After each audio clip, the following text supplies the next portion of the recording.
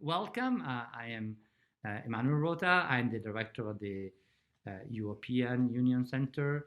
And it's really a great privilege to be here today. As some of you, or perhaps all of you, know, this is part of a longer conversation that IGI has been having on questions of procedural, restorative justice and questions of transitions. Of course, when Colleen Murphy contacted the European Union Center thinking about a potential topic that we could explore together for this fantastic project, we were thinking obsessively, as everybody was doing at the time, about Brexit and Ireland. And we knew the person we wanted to invite. We wanted to invite today's speaker no matter what. And we talked to Colleen, who was equally enthusiastic about this invitation. And so this was immediately a highlight of our calendar. And we are so proud we are having today's presentation. Of course, as you already know, we posted the bio and the information for the talk on our website. But today's speaker, Katy Hayward, is the author of 350 publications. So I must say that besides the humbling experience of introducing somebody with such impressive record of scholarly publications and public engagement, I happen to actually know some of them, and they are all equally amazing. I just want to again underline her latest monograph, What Do We Know and What Should We Do About the Irish Border? Again, a must read for anybody who is interested in questions of borders, Ireland, the UK, Europe, and so on and so forth.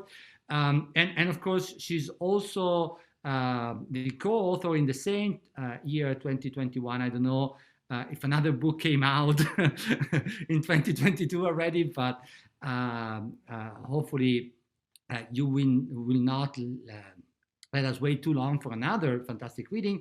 In 2021, we also have Northern Ireland, A Generation After Good Friday. Our speaker, Katy Hayward, is professor of political sociology at Queen's University in Belfast.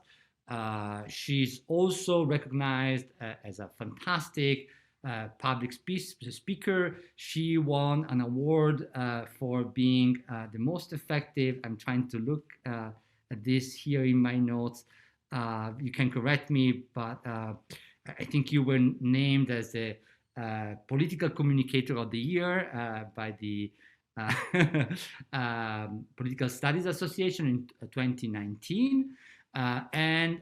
She, again, works really at the intersection between scholarly analysis, social engagement, and perhaps also cultural critique. And we are here today, again, to learn about the potential transition, again, from the European Union sponsored border situation between Ireland and the UK, and the consequences of Brexit, and how, again, this can be peacefully and hopefully successfully transformed into an opportunity, or if we should expect violence and unpleasant conflict. So join me in welcoming Katy Hayward today, and I'll shut up and let the floor to our speaker, who, of course, is much more interested than I am.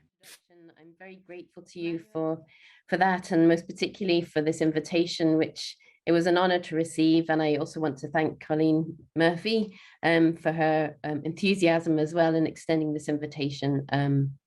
It's a great pleasure to be able to be with you this evening, this afternoon in your case.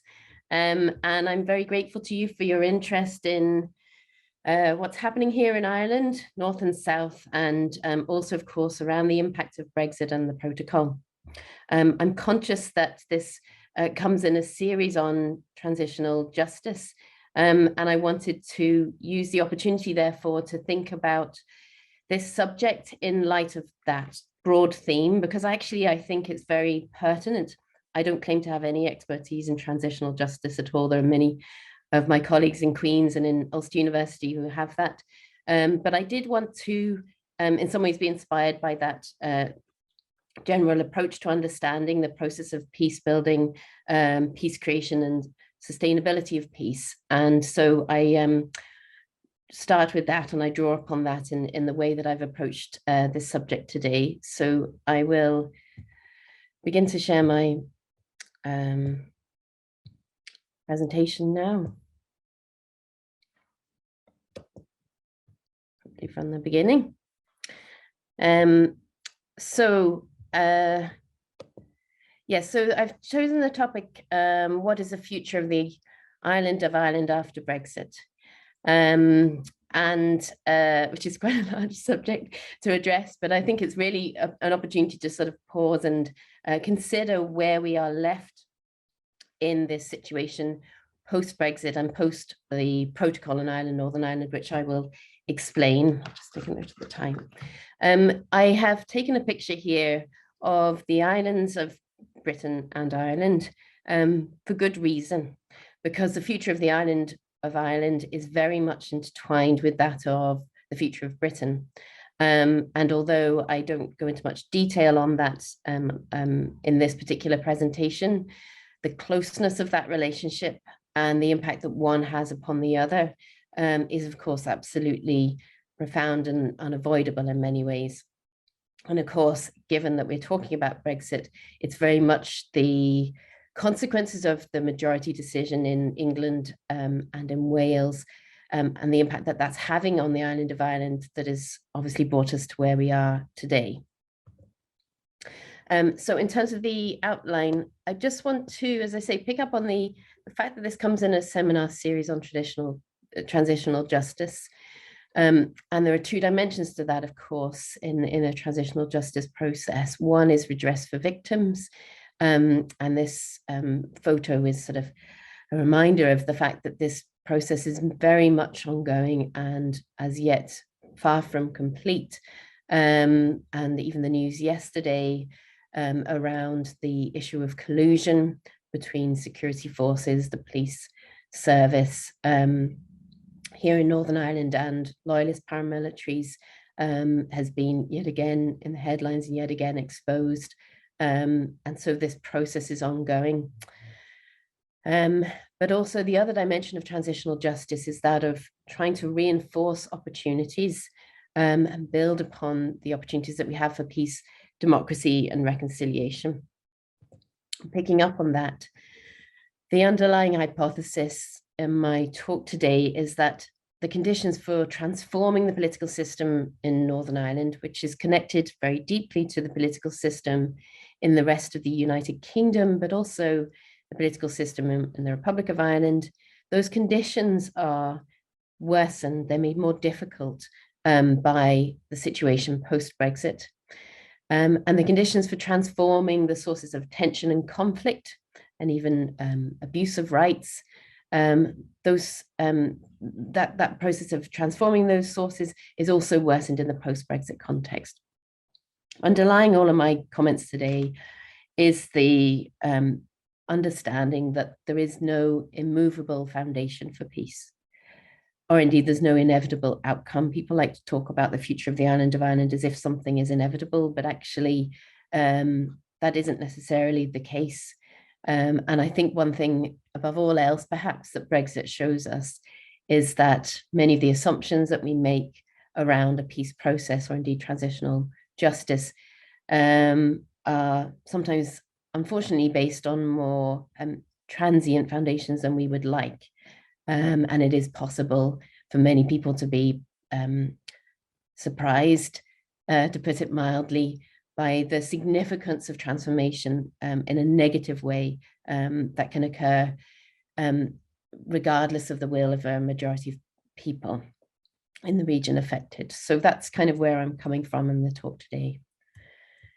And in order to do so, the foundations or the key dimensions of the context here are two international agreements. The Good Friday Belfast Agreement of 1998, which was, of course, fundamental to the peace process. And then secondly, the Protocol on Ireland, Northern Ireland, which comes as a result of the UK's exit from the European Union and as part of the withdrawal agreement that the UK and EU agreed upon at the end of 2019, which came into force at the end of January 2020. So those are the two international agreements that I'm going to talk about. I'm just going to mention them very briefly now, to sort of provide the context for everything else I say. The Good Friday Belfast Agreement is in two parts. So there's the agreement that comes from the multi-party talks, and there's also the agreement between the British and Irish governments, absolutely fundamental to the whole peace process. The core principles behind the Good Friday Agreement, and perhaps which makes it fairly unique, is that the aspirations of unionism and of nationalism have equal legitimacy. They have parity in many ways. And the idea is that the Good Friday Agreement is attempting to balance the fact that although they are aspiring for constitutional outcomes that are very opposite to each other, that it's possible to have a balance between them until such a time as there is such a change in the majority will in Northern Ireland to change the constitutional status of Northern Ireland. A very great importance is the fact that unionism is primarily an aspiration for, up till now, the status quo, i.e. that Northern Ireland remains in the United Kingdom. This helps us understand why it is that unionism is often discomforted by change, internal change within Northern Ireland, and also, of course, larger change across the United Kingdom, because in a sense, it's trying to preserve what is the case, i.e. Northern Ireland's place in the UK, rather than wishing to see dramatic change to that. The opposite is the case for nationalism, which wants to see constitutional change. Two other things just worth mentioning. The first is that there's in terms of the legitimacy of the Good Friday Agreement and the logic behind that, this is the idea that it is legitimate because all those parties have a say in the management of the agreement and the institutions, right? So that they're actually having an input into their operation.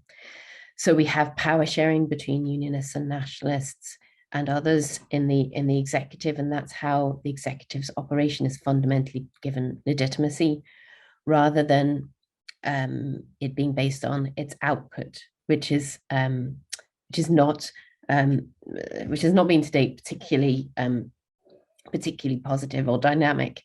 So that's the consociational model, i.e. that those that unionists, nationalists, and others are representing the communities in the constitution of the assembly and the executive.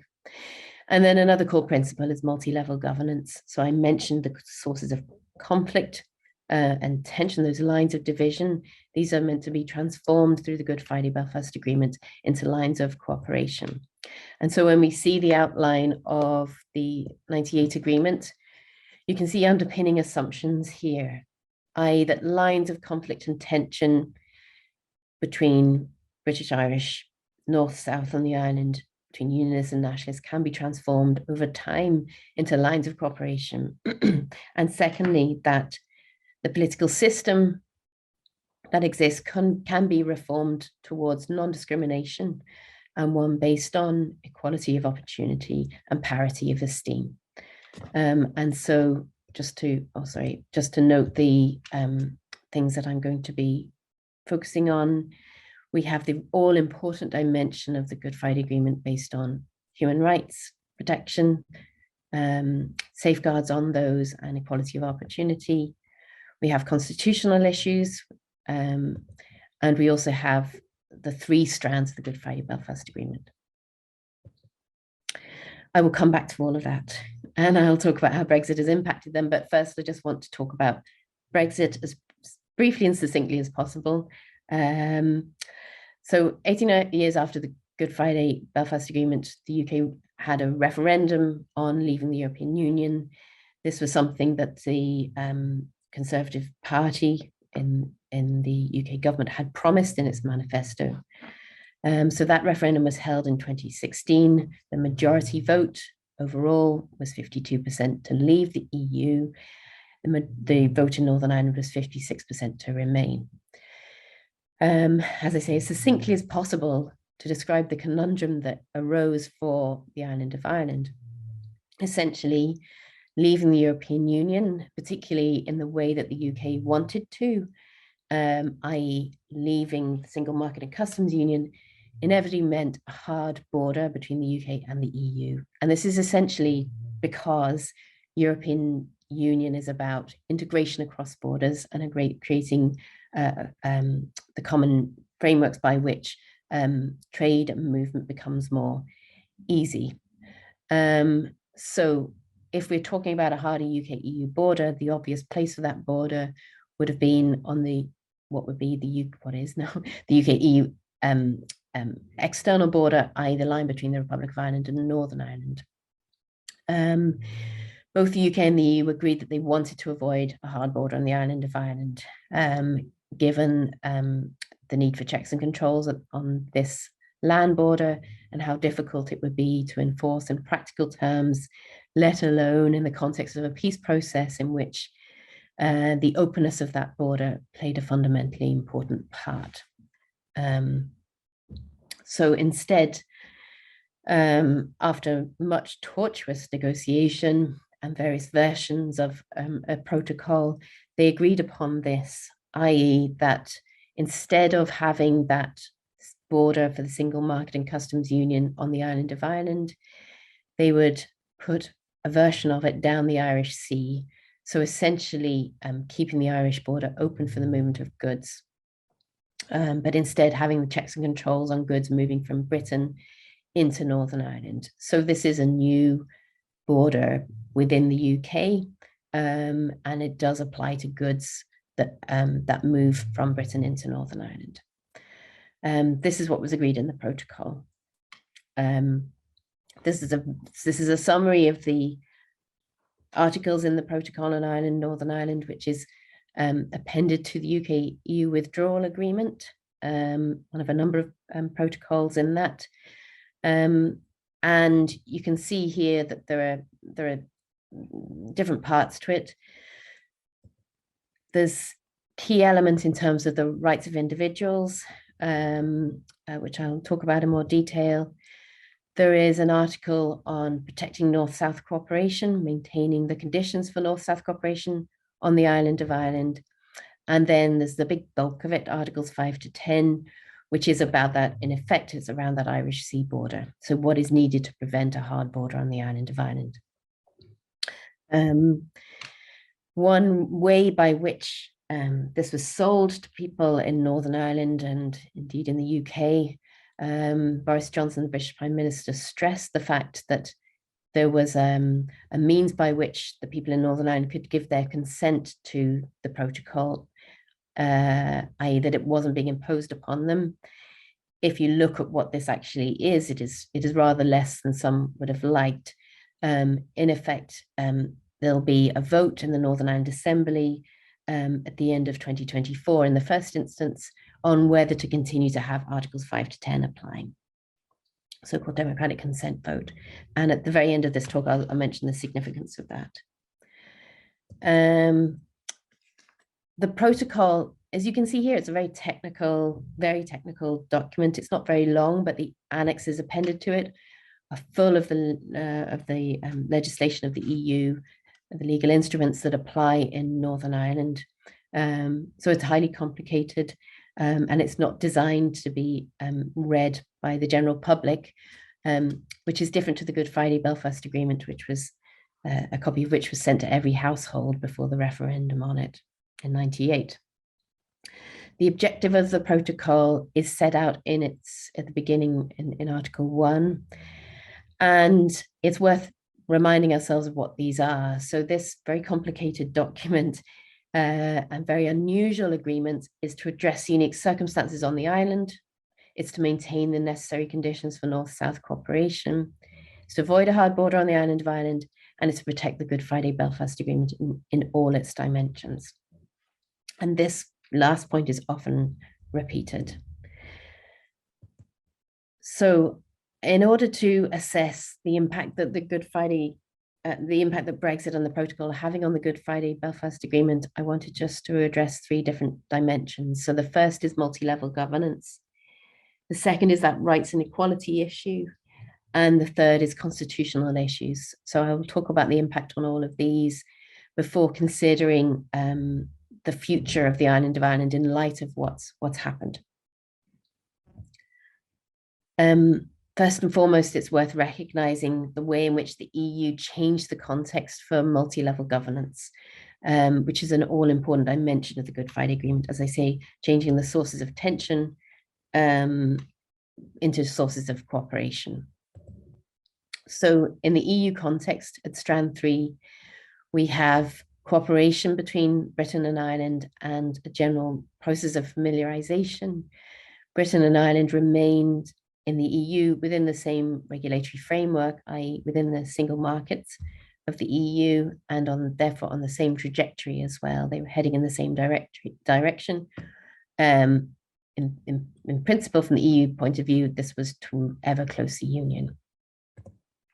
Strand 2, North-South and the island of Ireland, enabled means of shared governance, most particularly through the North-South Ministerial Council, shared areas of policy making and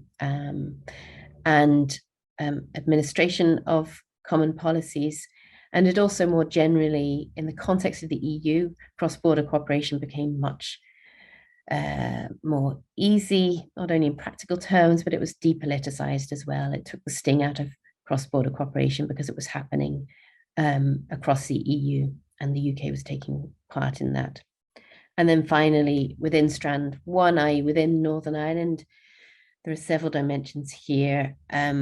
One to note is that through common EU citizenship, the equality and potential complementarity of British and Irish citizenships also became possible and sort of logical.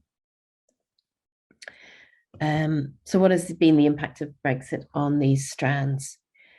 Well, if I'm talking about fundamental change to the political system and the assumptions that were made behind the Good Friday Belfast Agreement, we've seen dramatic change across all 3 strands. And I really think this, the significance of this can't be overstated, really. So putting it as simply as possible, what changes in Strand 3, which is British Irish? Well, first and foremost, they've found themselves on opposite sides of the negotiating table, and they continue to find themselves in that position, given that there are now there are essentially ongoing talks between the UK and the EU over the future of the protocol and its manifestation. Having them on opposite sides of the negotiating table is a huge change. Often Britain and Ireland are on the same side of internal negotiations within the EU. More broadly, they're on different trajectories now. We have the intention of the UK government to create so-called global Britain, to set its own course in the world, as it would put it, and to distinguish itself from the EU. And a former Brexit minister was making it very clear to the EU at the end of last year that that was what was the intention, i.e. to have a new relationship with the EU that would not be just about cooperation, it would also be about competition between the UK and the EU. So of course, this means competition between Britain and Ireland. So this has fundamentally changed Strand 3.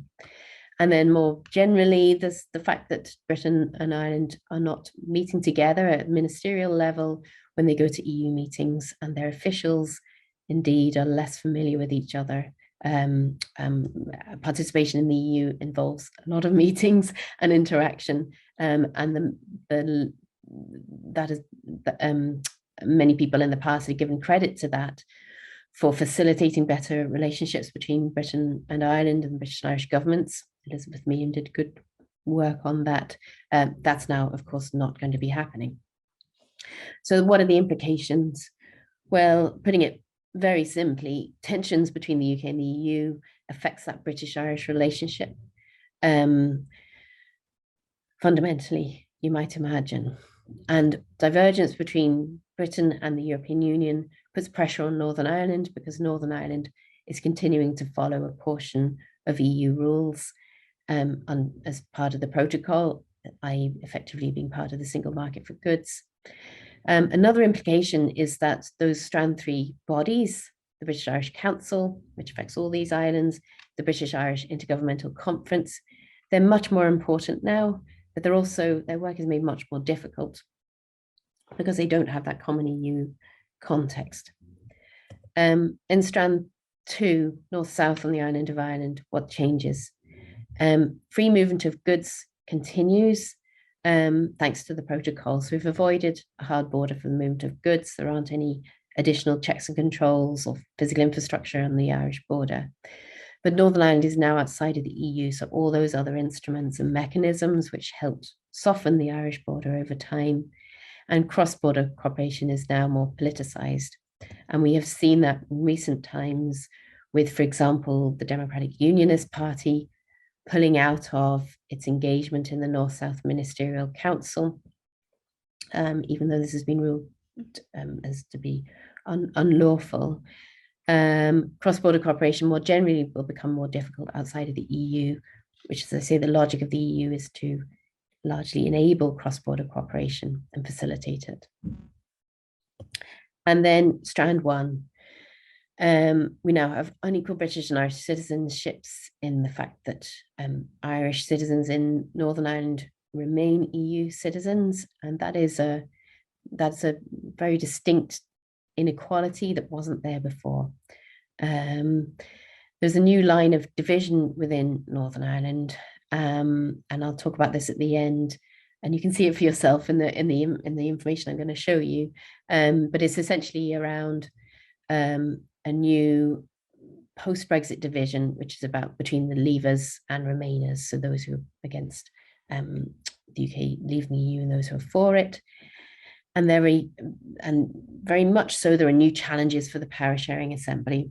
And I've written quite a bit on this in terms of the governance challenges, but essentially Northern Ireland's assembly has to try and manage a very unique situation in which it is continuing to be aligned to certain EU rules, not aligned to other ones.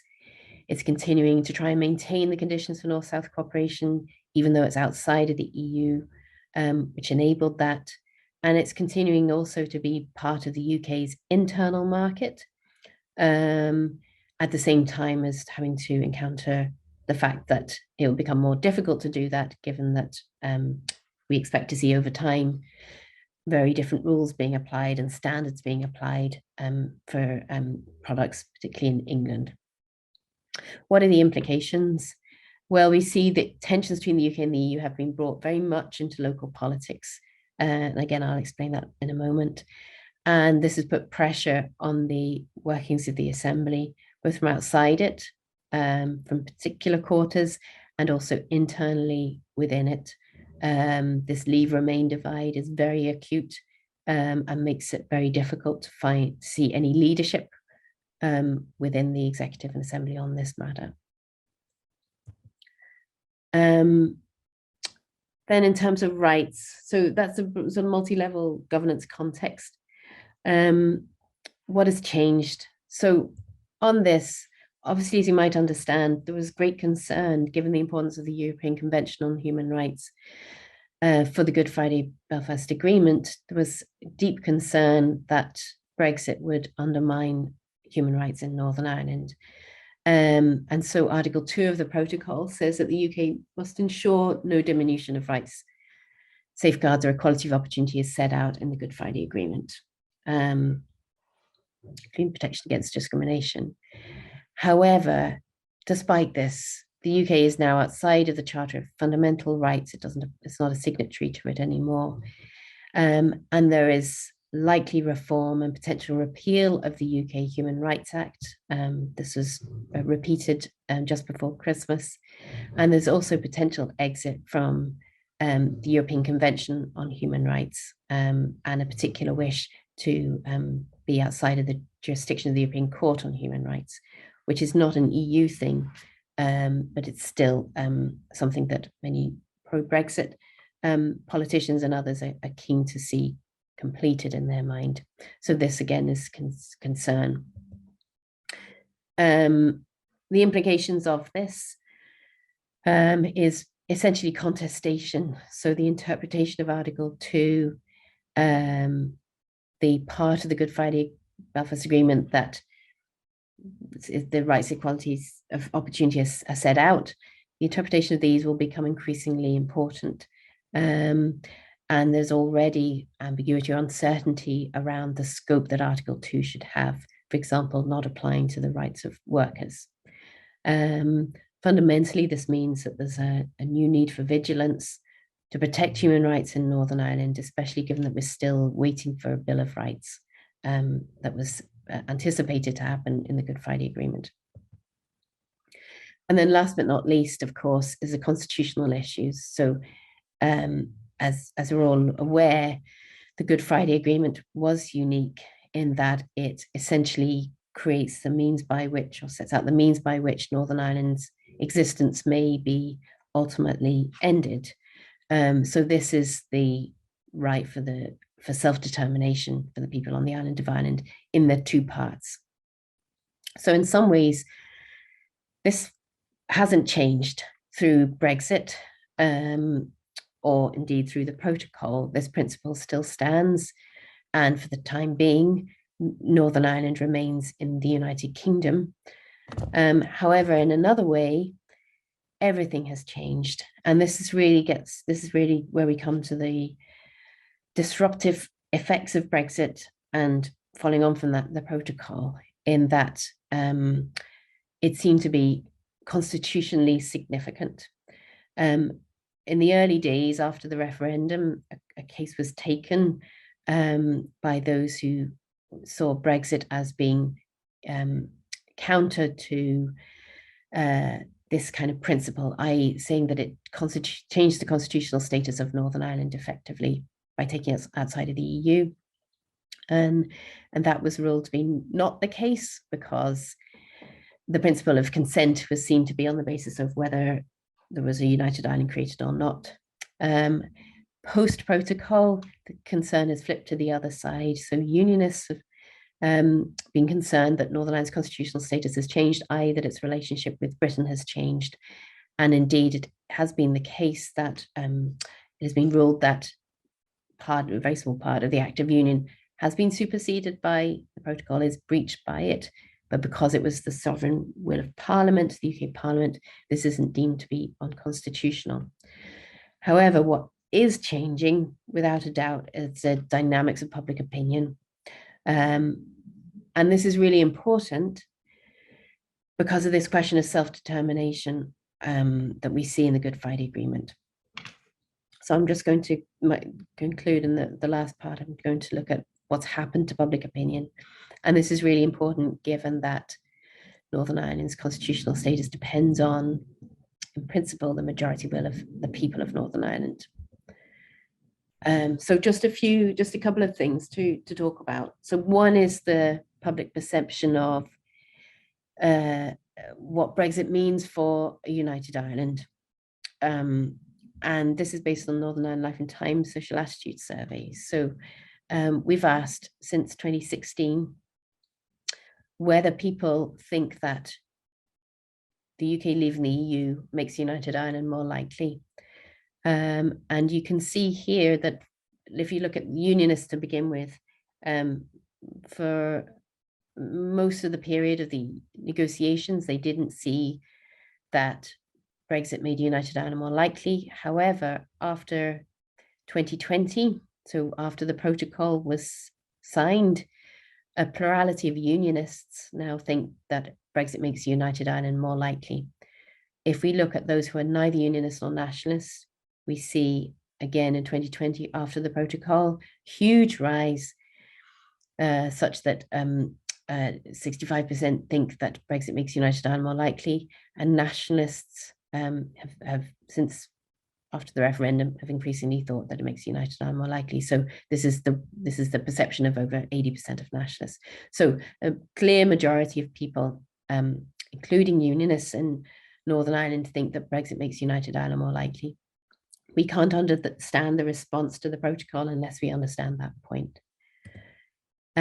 Secondly, obviously, it's not just about whether you expect United Ireland, but whether you want to see it or whether you're likely to vote for it. Unsurprisingly, unionists are not more likely, very small proportion say they're more likely to support a United Ireland as a result of Brexit. But if you look here, and nationalists, unsurprisingly, increasingly in favour of a United Ireland.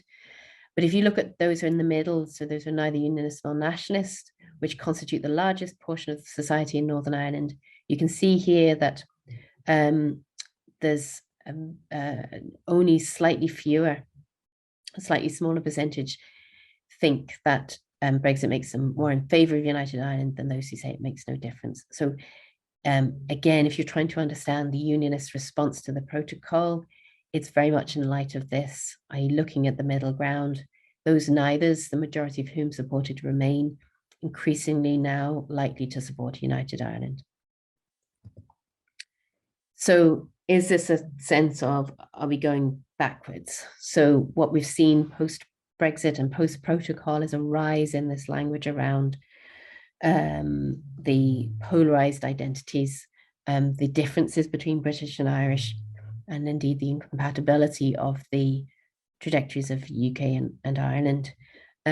So opposition to Brexit is now translating into support for the protocol. Support for Brexit is now translating into opposition to the protocol. And fundamentally, therefore, what we're seeing is polarization within Northern Ireland behind either the UK government or the Irish government positions. So if the Good Friday Agreement was about addressing the sources of conflict and transforming them, primarily through transforming the relationship between these two, what we've seen post-Brexit and post-protocol is that this tension has come very much to the fore. And indeed, last week we saw the Northern Ireland Executive effectively being collapsed over the issue because the Democratic Unionist Party First Minister resigned from his position, stating that the DUP will not go back into sharing power in the executive until the protocol has been, protocol issues have been resolved, as they put it, bearing in mind that majority of DUP supporters want to see the protocol gone altogether. Adding to the uncertainty is the talks that exist at the moment between the UK and the EU, plus that democratic consent vote mechanism. We've got an assembly election coming up soon, and our polling on this question shows that people are conscious of this democratic consent vote at the end of 2024, i.e. the potential possibility of getting rid of the Irish Sea border, which of course raises the question of the hard Irish border once more. So this is very much giving this sense of this is going to be a live issue for years, for the coming years. And I'm just going to show you some, just to conclude, some last slides on public opinion around the protocol. So the first thing is whether the protocol is on balance good. This is from polling that we've conducted, we do it every quarter for the Governance Replace Between project, my colleague David Finnemore. And you can see if you look at those who are unionists, particularly strong unionists, i.e. DUP supporters, how strongly they think that the protocol is on balance a bad thing. Those who are slightly unionist, so the moderate Ulster Unionist Party, majority of them thinking that it's a bad thing, although there's a bit of variation there. And then those who are neither unionist nor nationalist, Alliance Party supporters, for the most part, strongly in favour of the protocol, strongly thinking that it's a good thing. And those who are nationalists and strongly nationalists, again, a very clear majority thinking that it's on balance good. So you see here, it's not necessarily a unionist nationalist divide, it's a Leave Remain divide. Also, bearing in mind that the protocol is meant to protect the Good Friday Agreement in all its parts, if you look at people's views on the impact that the protocol has had on the Good Friday Agreement, you can see here that unionist opinion is that it's had a negative effect on the Good Friday Agreement. Nationalist opinion is that it's having a positive effect on the Good Friday Belfast Agreement. And those who are neutral or in the middle, generally saying the majority, clear majority, thinking this have a positive impact. And another interesting question that we ask is around who you trust to manage the protocol. And you can see that, sorry, I've dropped off the bottom bit there, but essentially the red, as you might anticipate, is negative views, so distrust. So strongly distrust is a darker red, distrust is a lighter red, and you can see there that there are very low levels of trust. The difference between the trust in the EU and the Irish government compared to the other two is that nationalists, and to some degree neithers, trust the EU and the Irish government over managing the protocol. However, when it comes to trust in the UK government and the British government, nobody really trusts them. And you can see that from this breakdown here. So when it comes to, do you trust the British government to manage Northern Ireland's interests on the protocol? Even those who are strongly unionist, we've only got a couple of percent saying that they do, and 1% of leavers saying that they do. So this helps us understand particularly why it is that unionists are reacting the way they are to the protocol, because it's not just the implications of it, but it's that they feel betrayed by the British government in the signing up of the protocol. And they also feel very anxious around what the UK government might do with respect to the protocol down the line. So this lack of trust, I think, is really fundamental. And then more broadly, and I'm just going to touch on this very briefly, but I really think it's highly significant. So amid all this debate around Brexit, and most particularly around the protocol in the past year or so, what we are seeing increasingly apparent is the corrosion of some of the fundamental institutions of democracy as they apply in Northern Ireland. And this, I should say, is very much taking the line of questioning it in terms of the nationalist background of people. So it's very much around, something that you would have expected to have seen 50 years ago. So a querying of the civil service. You can see this tweet here from the Unionist Voice Policy Studies. I can't tell you who they are because they don't tell us who they are, but they are extremely influential. They influenced Minister Poots in his decision to stop, as agricultural minister, to stop checks and controls on agri-food products coming in from GB into Northern Ireland. Anyway, you can see that they are saying that the battle is going to be against civil servants, and we've seen a bit of this in the news recently, questioning the background of civil servants in Northern Ireland. There's also questioning around the judiciary, querying the independence of judges, and raising their background in querying this, querying independent expertise, in particularly querying academics from Queen's University, querying independent media, the role of the BBC, and the use of misleading information, which is not challenged. And so this particularly comes from quarters in loyalism at the moment. And I think this is really, as I say, it's corrosive. Fundamentally, if we're thinking about what we need for long-term transition towards sustainable peace. So to conclude, and I'm afraid it's a bit of a depressing conclusion, Emmanuel. You said it might be opportunities from the protocol. For the moment, I'm just concentrating on the negative things. But the conditions for transforming the political system in Northern Ireland have been fundamentally changed by Brexit. The sources of conflict that existed for a long time in Northern Ireland, those are revivified in a certain way in Northern Ireland post-Brexit, as I hope I've shown in the various strands there. And more generally, the means of sustaining peace and reconciliation have also been undermined or challenged. And so, as I say, we've got an upcoming election.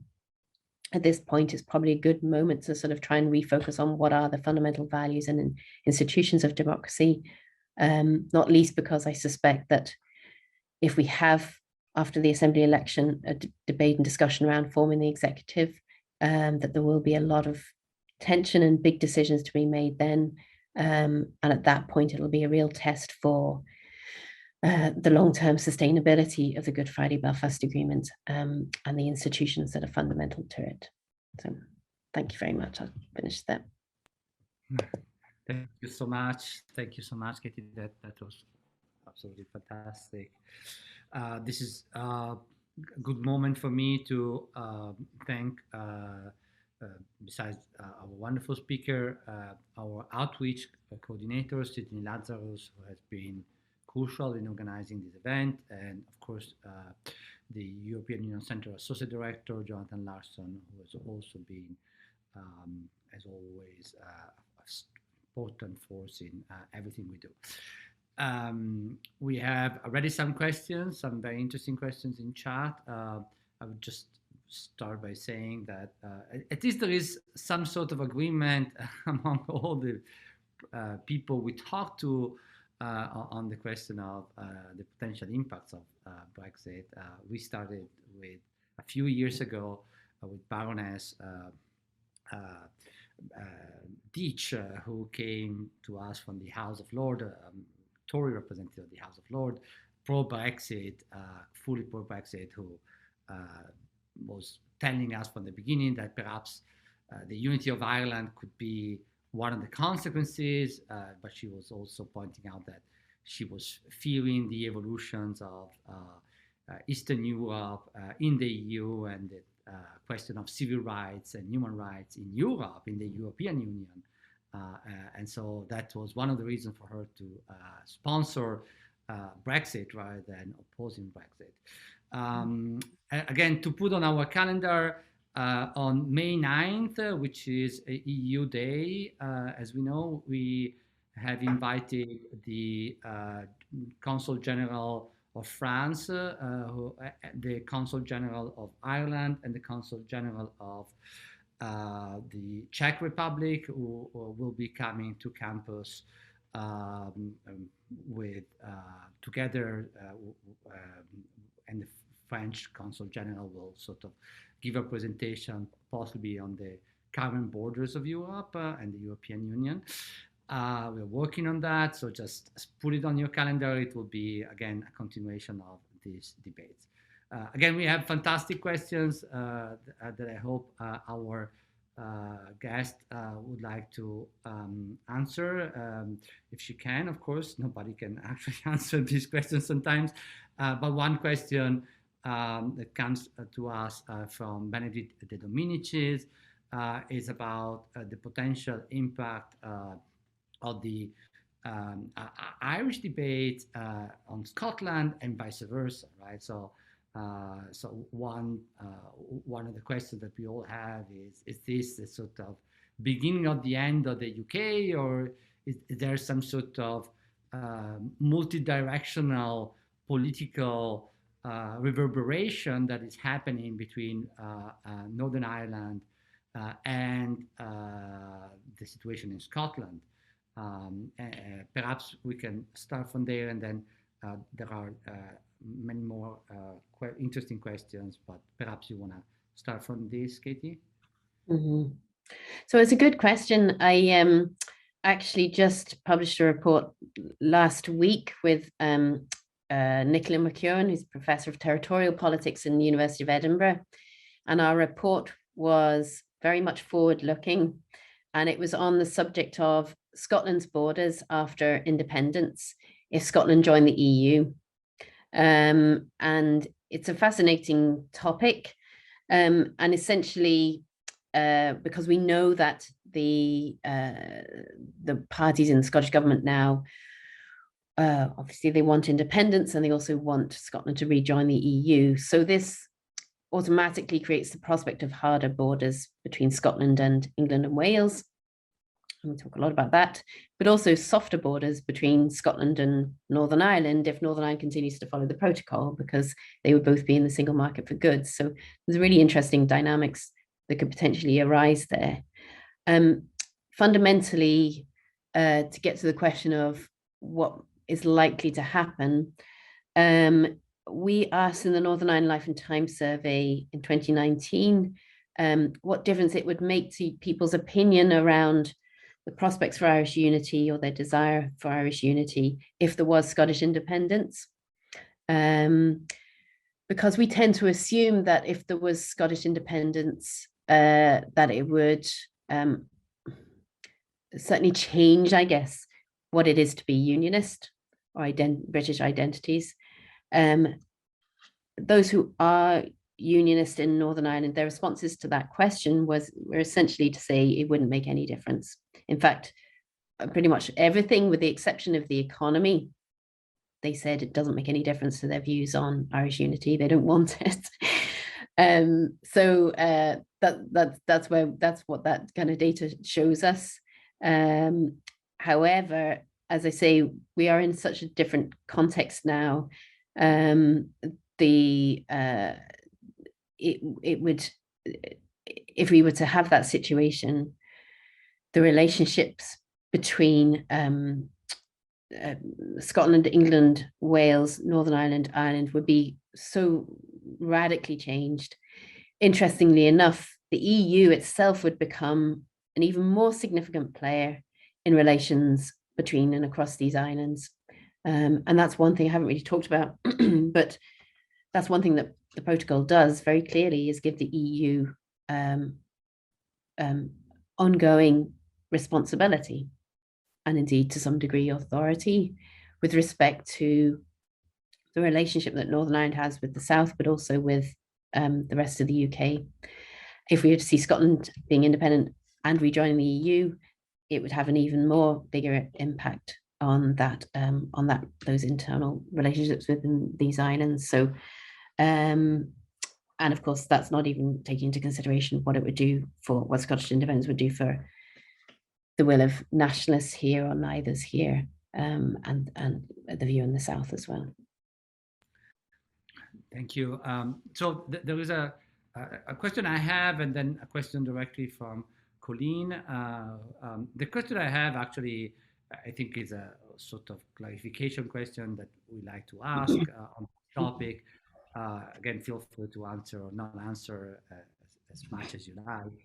But would you consider a sort of unitary island feasible and achievable or desirable or positive outcome of this process? So whatever you want to say about where you're coming from on this issue certainly would help a little bit. Also the sort of understanding of the positions on the table, and somehow related to the underlying tensions is Colleen's question, which is, of course, Brexit amplified and created tensions that are possibly too strong for any government, including the government of Northern Ireland, to manage. But how well were the things before? How deep was the consensus on the Good Friday agreements? And how much this is just a sort of acceleration of something that was brewing in the background, regardless, if I understand Colleen's question correctly. Mm-hmm. So to answer your first question, I won't answer it. And it's just because, and I'm not trying to be rude, Manuel. I just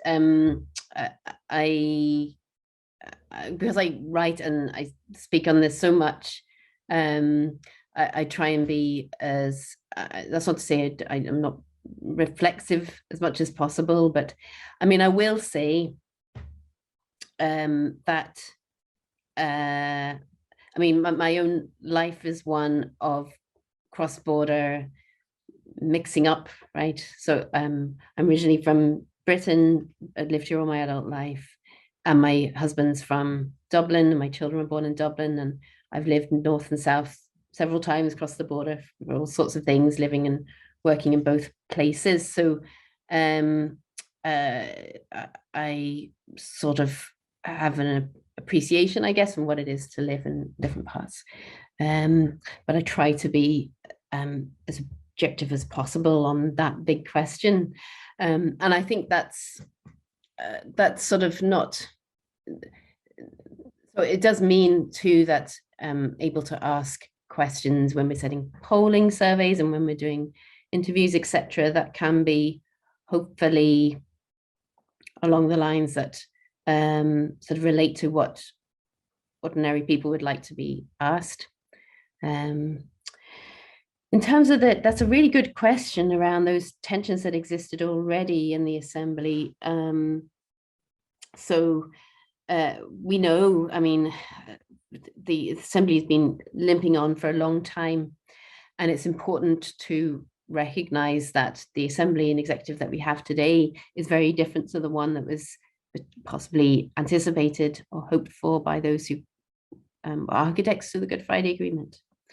So the Good Friday Agreement was between moderates, essentially. You know, it was SDLP, Ulster Unionist Party, and they assumed, I think, you know, that that the centre would grow as a result of having peace, and that wasn't the case because of the consociational nature of the arrangements that were set up.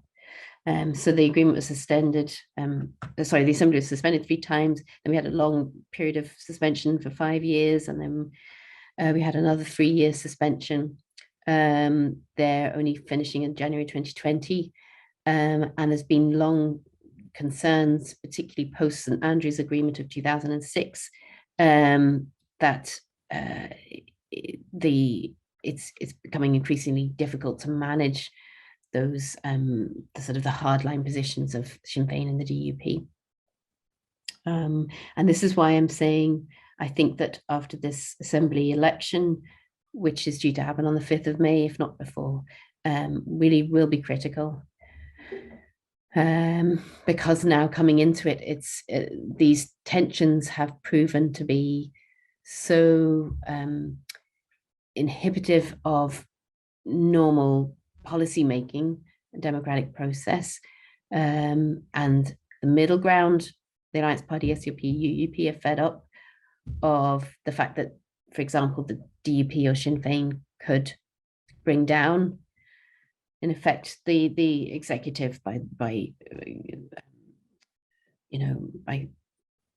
deciding to step out of First Minister, Deputy First Minister position. I think people coming into this new executive will be wanting to see significant change or wanting to be reassured about certain things. So it really will be a critical juncture.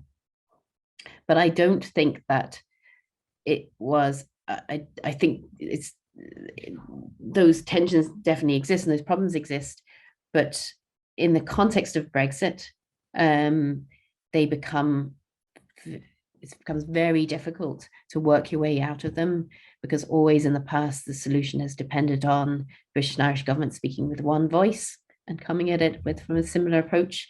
And we saw this even with the New Decade, New Approach that got the Assembly and Executive up again in January 2020. That was because the Secretary of State for Northern Ireland and the Minister for Foreign Affairs in the South were working so closely together on this. So this is, sorry, that's my dog. So, and that's what made the difference, but that British-Irish relationship is further apart than it's been for such a long time.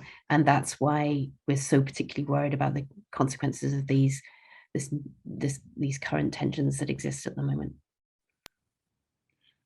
Thank you so much. So we have two questions about, again, I think along the lines of what you were already discussing, the question of how much the current government of the UK, and particularly Prime Minister Johnson, is somehow responsible for the lack of credibility of the UK in Northern Ireland to manage this process, and how much instead is a structural, more permanent situation. And also our colleague Virginia Dominguez was asking if we know something about the Republic of Ireland and their opinion, and so the question of polling data from the Republic of Ireland on this question of trust in the EU, trust in the UK, trust in the Northern Ireland government to manage the agreements. Mhm. Yeah, well, it's a great question around trust and how much that's related to Boris Johnson as Prime Minister. Interestingly, he remains very popular, or at least he did until the last round of what do we call them? Faux pas, scandals. But he remains very popular in England, and including in the north of England, so previous Labour Party supporting constituencies. He has the opposite effect here. So there's a Lucid Talk polling company. You do a tracker poll in the Belfast Telegraph, and one of the polls that they ask is on one of the questions is on trust in political leaders, and Boris Johnson has just sunk lower and lower in public opinion. So I think he's like minus 27%, minus 87% in terms of his popularity. He's just his reputation is stinking here, but I think we'll see if it gets any lower, because the polls that we do on the protocol, we've just done the last one there this weekend past, so it'll be interesting to see if the trust in the UK government gets even lower than 4%, which has been for the last couple. Whether it's about Boris Johnson or the Prime Minister, and or the wider Conservative Party, and whether it's possible to rebuild that trust, that's a really good question, actually. Certainly, it would be very, very difficult to rebuild the trust and confidence of nationalists and neithers, i.e. Remainers, in Northern Ireland. And I think a big part of whether unionists, and particularly hardline unionists, would trust the British government again would depend in some part on what happens over the protocol. But for the time being, I think the way that Brexit was handled, and most particularly them feeling that they were misled around the protocol, has certainly contributed to the lack of trust. And that's because they have been, not to put too fine a point in it, lied to by the British Prime Minister and by senior British ministers around the implications of the protocol. I.e., they said, unfettered access, and there is no Irish Sea border. Yes. No, please. And then just on public opinion in the South, so there are far fewer surveys or polls conducted in the Republic of Ireland on questions of Irish unification than there are in the North. But generally speaking, we've seen fairly consistent results of at least 3/4 in favour of Irish unity. However, every poll that we have had in recent times, which goes a little bit further than the principle of Irish unity, towards asking around, well, basically, would you be willing to pay for it? Like, what would you be willing to see in order to have that come forward? Then unsurprisingly, support for it dramatically decreases. And I suspect this is in part why the Irish government is engaged in a shared island initiative at the moment, and having sort of civic conversations and engaging with different sectors and bringing to the fore some evidence around, for example, the all-island economy, etc., simply to be able to begin to put take that question out of the abstract and put it into the real. And this is something that myself and others have been arguing for a long time. Was particularly through a report we did led by the Constitution Unit in University College London around referendums on Irish unification, simply pointing to the fact that there's so much that we don't know about from the Good Friday Agreement, that big questions that are left unspelled out, or let alone addressed. And the more that all of this is taken out of kind of the realm of sort of fanciful talk into ones that you're actually talking about proper policies and consequences, the better. And of course, you don't need me to tell you that it's the example of the Brexit referendum that comes up time and time again. So if you know, if people want to see Irish unity, then there's a kind of obligation to think through its ramifications. And this is in part why we did that report on Scotland's borders after independence, partly saying to the Scottish government that if you want to see this, you need to be clear early on about the consequences of it for, as we were talking about, borders, and then what that means for populations on both sides of it. Thank you so much. I think we are really taking advantage of your generosity. It's late where you are, but perhaps the last two questions that are in chat. So one question is about how people again are strongly in favor, moderately in favor, or against the hypothesis of sort of unity of Ireland. Of course, David O'Brien, our colleague David O'Brien, is asking pretty much how many people, again, would be strongly unionist or slightly unionist and so on and so forth. We had that, but we don't know how many people self-identify as such in Northern Ireland. And a sort of related question, how much that still maps or is even motivated by religious affiliation in Northern Ireland, and how much instead secularization has changed that.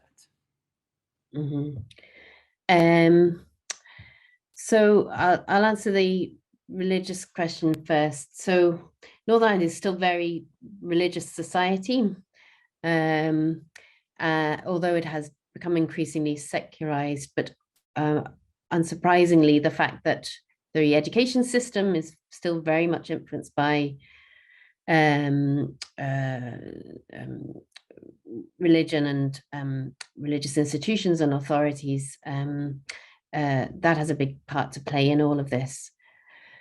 The question, though, is, you know, then it's really about the significance of religious identity in the political sphere. And one thing worth noting is that it's not the case that all Catholics consider themselves to be nationalist, or indeed want a united Ireland, and not the case that all Protestants consider themselves to be unionist and have a British identity, because that's not the case. But obviously, as I mentioned, those who are neither unionist nor nationalist constitute the largest portion of the population, according to the Social Attitude Survey. So you can't sort of read across from religious affiliation towards political aspirations or constitutional aspirations. However, it is very unusual to get Catholics calling themselves unionists. It's almost, you know, it's very, very rare, or certainly from having a British identity.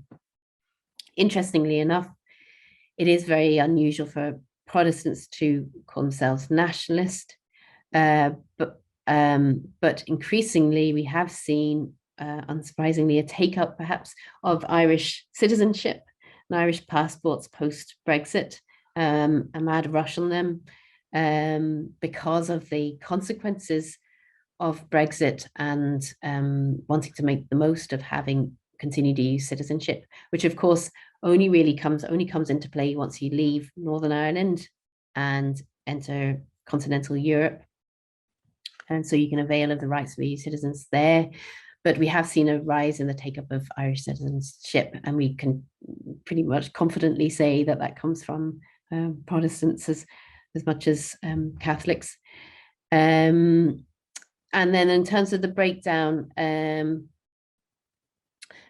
between this, so this is where you come into the role of the polling companies. So they're the ones who kind of categorize people. So people